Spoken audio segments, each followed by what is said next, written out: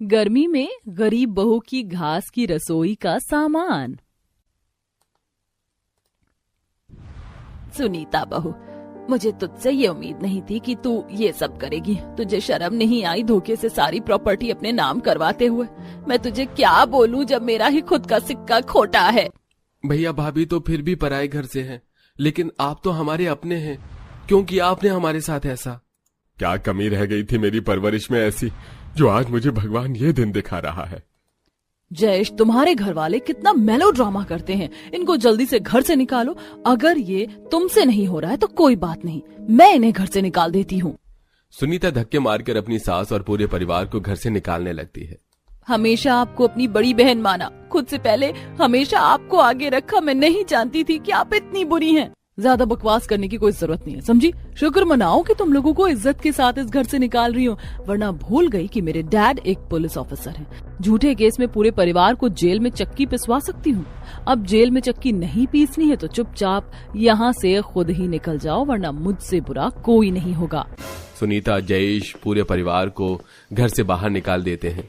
गर्मी काफी ज्यादा थी। पूरे परिवार में इतनी भी हिम्मत नहीं थी कि वो इधर उधर जा सकें, इसलिए सामने ही खाली एक जमीन पर पूरा परिवार एक पेड़ के छांव के नीचे बैठ जाता है।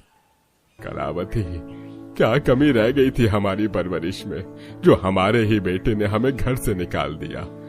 क्या करें हम, कहाँ जाएं? जेब में एक फूटी कौड़ी नहीं छोड़ी इन लोगों ने। माँ जी, पिताजी, संभालिए अपने आप को। वैसे ही आप लोगों की तबीयत खराब है, इस तरह रोते रहेंगे तो कैसे चलेगा? सुनिए जी, हम कब तक इस तरह पेड़ की छांव के नीचे बैठे रहेंगे? कुछ सोचा है आपने कि हमें कहाँ जाना है, कहाँ नहीं? जेब में इतने पैसे भी नहीं है कि किराए का घर ले सकूं। अब लगता है यहीं कुछ जुगाड़ करना पड़ेगा। आसपास काफी सारी सूखी घास पड़ी थी। अनिकेत इस घास से अपने पिता के साथ मिलकर एक छोटी सी झोपड़ी बना लेता है, तो वहीं शालिनी अब अपने सास के साथ एक मिट्टी का चूल्हा बनाती है। माँ, ये सूखी घास की झोपड़ी में तो काफी ज्यादा गर्मी लग रही है। ऐसा लग ही नहीं रहा है कि हमारे सर पर छत है। ऐसा लग रहा है जैसे हम लोग कड़ी दोपहर में धूप में खड़े हैं। हाँ माँ, हम यहाँ क्यों रह रहे हैं? मुझे अपने घर जाना है, मुझे यहाँ नहीं रहना।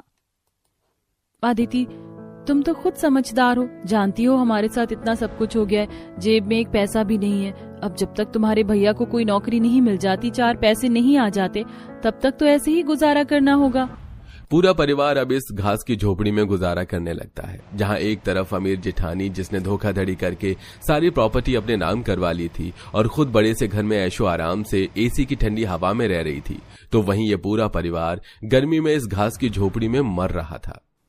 माँ जी, ये कैसा मिट्टी का चूल्हा बनाया था हमने, देखिए ना, 4 दिन चला और 5वें दिन टूट गया। अब बिना चूल्हे के खाना कैसे बनाऊं? ऊपर से घर में 4 बर्तन भी नहीं है। इस रसोई में किस तरह काम करूं? कोई भी सामान नहीं है यहाँ। बहू, मैं जानती हूँ शुरुआत से तुझे भरी पूरी रसोई मिली थी, हर काम बटन दबाते हो जाता था, लेकिन क्या पता था कि हमारी किस्मत हमारे साथ ऐसा खेल खेलेगी। मिट्टी का चूल्हा टूट जाने की वजह से अब शालिनी आसपास से ईंट को इकट्ठा करती है और उस पर खाना बनाती है। शालिनी की रसोई में गिन चुनकर 4 बर्तन और एक चूल्हा था। मसाला पीसने तक के लिए शालिनी के पास एक सिलबट्टा तक नहीं था। शालिनी बाहर पड़े पत्थरों पर ही मसाला पीसा करती थी और कभी कभी तो इससे शालिनी के हाथों में काफी जलन भी होती। मेरा हाथ, एक तो ये गर्मी, ऊपर से हाथों की जलन। आदिति, सच कहूँ तो मैं गर्मी में इस तरह की रसोई में खाना नहीं बना सकती। कभी सोचा नहीं था कि ये सब भी एक दिन देखना पड़ेगा। भाभी, अब क्या ही कर सकते हैं। आप तो फिर भी रसोई को लेकर परेशान हो, लेकिन पता है इस सूखी घास पर सोकर हमारा क्या हाल हो गया है। मेरे तो पीठ पर दाने निकल आए हैं, ऊपर से सुमित को भी लू लग गई है। माँ बाबा की भी तबीयत ठीक नहीं है और भैया को तो कहीं नौकरी ही नहीं मिल रही। लगता है किसी की बुरी नजर लगी है हमें। ऐसे कुछ दिन गुजर जाते हैं, लेकिन इस गरीब परिवार की जिंदगी में कोई भी बदलाव नहीं आया था। शालिनी हर रोज की तरह घर की सफाई कर रही होती है कि तभी उसे अपनी सास का एक पोटला मिलता है। शालिनी जैसे ही उस पोटली को उठाती है तो उसे वो काफी भारी बक्सा होता है। शालिनी जब उस पोटली को खोलकर देखती है तो उसके अंदर एक छोटा सा बक्सा निकलता है।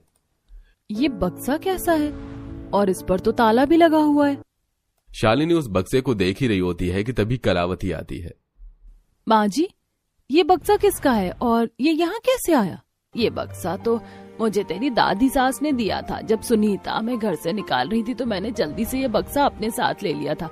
मुझे नहीं पता इस बक्से में क्या है और आज तक तो मैंने इसे खोला भी नहीं।